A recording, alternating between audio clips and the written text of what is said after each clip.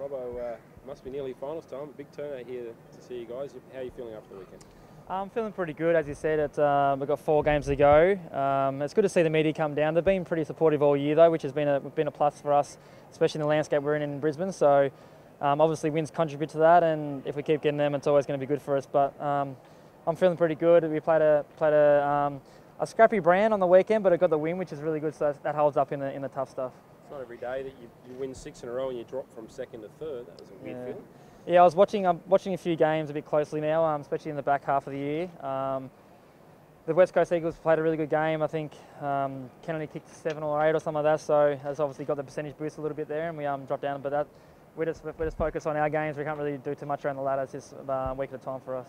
It does mean though you're going to have a bigger get those wins and get some big numbers up. Yeah, pretty much playing a straight bat. The cliches for us is a week by week, so we can't really focus on what the ladder's doing. It's about the games that we're going into and what best suits us and how we play that style of brand of footy. We know it works really well. So although internally we're focusing on our games, the boys probably do look around the ladder and see how every other team's going. And it is a really tight competition, and we can see that below us it's really hard to make sure we get those wins, and the teams we're playing in the last 4 rounds are going to be a bit of a test for us. 0.3% though, I mean that could be the difference between a home final and yeah. Finishing in. Yeah, I guess you can look at it that way. We're just looking at our games that we've got coming up. We've got a pretty tough draw, 3 at home, which is really good for us in that regards. But no team's easy beats these days. It's a really tight competition. That's what we love about it. And in the 2 last games, we have a really big test in Geelong and Richmond. So you don't really know. We just got to focus on Bulldogs this week, and then we got Gold Coast. And if we get some home game wins, that'd be great. If we get a final at home or we get one away, it doesn't really bother us. We can show that we can win on the road as well. So it doesn't really faze us too much. You mentioned that you got up next, but mate, Geelong's waiting for you at the end of that home run. If you knock off these next 3, mate, how big would that be? Yeah, it'd be stupid for us to get ahead of ourselves and focus on the games other than this week against the Bulldogs. They're playing some really good footy, and we can see that their game style is really attacking brand of footy, and they've got some great younger players, and the midfield depth is ridiculous. So we're going to focus on them this week. Yeah, we know what's coming up, but as I said, it'd be silly of us to look past the Bulldogs because they're playing some really good footy at the moment. You've got a great home record, Robbo, and now 3 in a row at home. How much of an advantage to have that now, and obviously to not have to travel for a month as well? Yeah, we had a tough run in the past month or so. We played, I think we've won a few away games, and we've got, as you mentioned, a couple of home game wins. But playing at home is really good to get our support, and the crowds are starting to come in now, which is really good for us. It's a positive because they do help our games, and especially when we're in tight close finishes. So we really want to give a thanks to the supporters that come down every week and support us. And they haven't just been there this year; they've been there for the last couple of years through the tough times too. So home game advantage is really good for us. Obviously, our record is really good at home this year, and if we can build that little fortress again, it'll be great. Talk about having to sort of go for a bit of a scrappy version of footy against Hawthorn. That'd be ideal for you, though. You would have revelled in that sort of game. Yeah, I've been getting some backhanded compliments that I'm not a really great kick, but it works well for us. So we do play a surge ball mentality some games and just get that territory battle. But in saying that, we've won plenty of games in different facets of the way that we can go about it. And it's just the young brigade who are full of confidence at the moment, and they like to play the Lions footy. And if we keep bringing that every week, the contested ball, tackling, pressure, and putting on a score on the scoreboard is always going to keep us in good stead. You've been around for a while. Is this your most enjoyable season of AFL footy you've had? Definitely up in Brisbane has been. I've been here 5 years and we've been on the bottom end of the ladder. So winning games this year has been a really good sight to see, and gets the confidence going for a lot of young kids who have been through some tough times, and especially the older players as well, like the Riches and Zorkos of the team, who have been really loyal to this club, and they're starting to get some success in the home and away season. But it kind of means nothing if we don't go into the pointy end of the season in some good form and making sure we're playing the way that works for us. Robbo, can you feel that success? I mean, are people sort of looking at you and giving you the wave in the street? Yeah, you get noticed a little bit more. I've probably had 2 more people come up to me in the past few weeks saying I was at Robbo, but it's usually Victorians on holidays. But it's really good. The city's starting to buzz a little bit about the Lions. It's usually the NRL and the Union that are getting a lot of that credit. But as you said, a good turnout today, and especially the home crowds, we're getting averages of 20,000 upwards. So if we can keep doing that and keep winning, it's obviously going to be good for us. Take us through. You're up by nearly 5 goals. There's a few seconds left.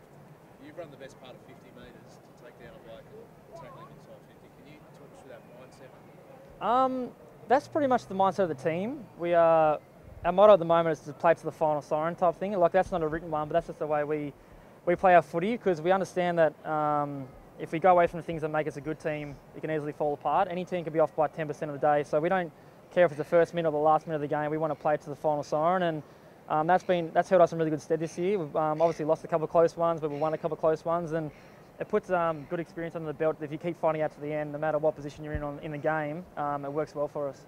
Was there any sort of little acknowledgement among the team that you've made the finals now and that you can celebrate that, or do you just very quickly move on 5 minutes later to the Bulldogs game? It's been a thing for the whole season. Doesn't matter if we've won or lost. We'll do our match review the day after. We'll talk about the game, and then we kind of go on to the next one because, as I mentioned, we've got the second youngest list in the AFL on game day. It's probably a bit older than that, but if we think about anything more than what we've got this week coming up, it's kind of detrimental what we're putting in place at this club. So. To answer that, we enjoy the wins and then we move on pretty quickly. So, as I said, we're not really talking about the finals and stuff just yet. We just want to keep making sure we're playing some good footy and we've got form going into that pointy end of the season.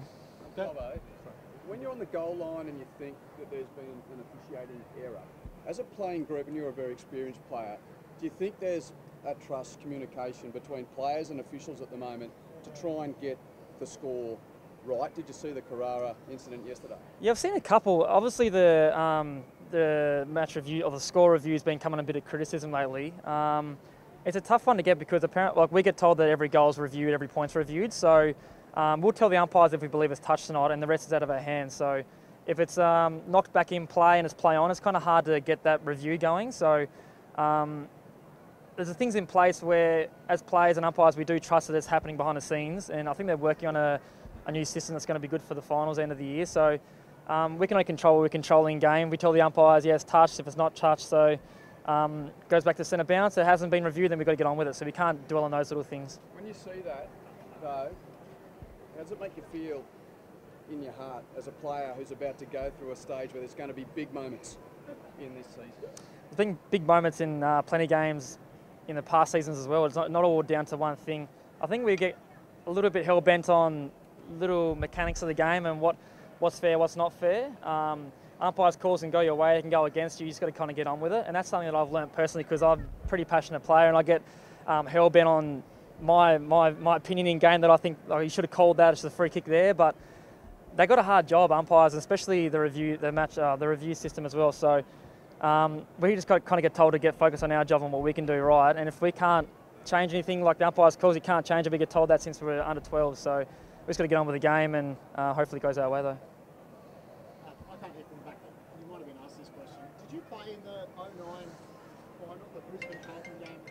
Nah, I broke my foot the last game of the home and away season, so I missed that. But Ben Keys, he's an avid Brisbane Lions fan. He remembers every moment of it and he loved that game. So I think that's Richie. It was the last time he played in a final, and so that's a big thing for him this year. And as I said before, it's just a credit to the older boys who have stuck through the club and been loyal through those tough times, and hopefully they get to see some success this year.